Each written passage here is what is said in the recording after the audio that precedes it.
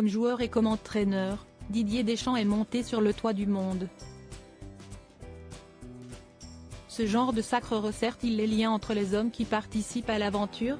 Pas toujours, à en croire les ressentiments de Didier Deschamps.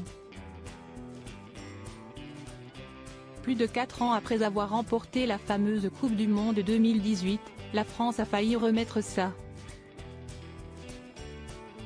Le 18 décembre dernier, les Bleus ont tout donné face à l'Argentine, avant de perdre au tir au but.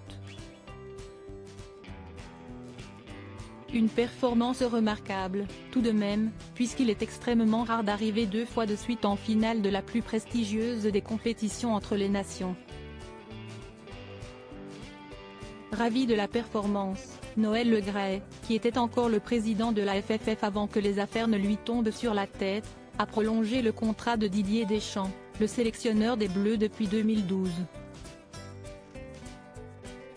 Un choix qui a déplu à certains anciens joueurs, comme Christophe Dugarry. Je ne cache pas que je préférerais que ce soit Zizou, j'ai envie de voir autre chose. Deschamps, j'entends ce qu'il dit, mais on ne peut pas dire que l'équipe de France appartient à tout le monde et l'a gardée pendant 12 ans, a-t-il déclaré. Ce n'est pas la première fois que Christophe Dugarry et Didier Deschamps se livrent à une petite bataille. Didier Deschamps, ennemi intime de Christophe Dugarry avant le début du Mondial 2018, le choix de Didier Deschamps de ne pas sélectionner Karim Benzema dans l'équipe de France n'a particulièrement pas plu à Christophe Dugarry. Il faudra que Didier Deschamps aille très loin en Coupe du Monde. Parce qu'il faudra assumer son choix. Parce qu'on prend en otage l'équipe de France et c'est peut-être au détriment de l'intérêt collectif, a déclaré l'ancien footballeur sur les ondes de RMC Sport.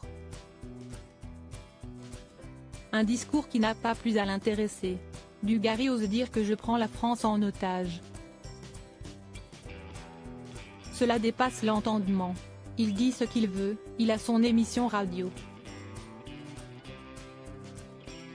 On a vécu des choses ensemble donc je sais qu'en termes d'état d'esprit, sincèrement, j'ai vu beaucoup mieux.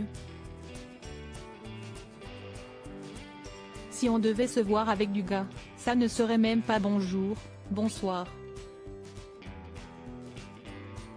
Chacun sa route, chacun son chemin. C'est clair, a-t-il rétorqué dans les colonnes du Parisien.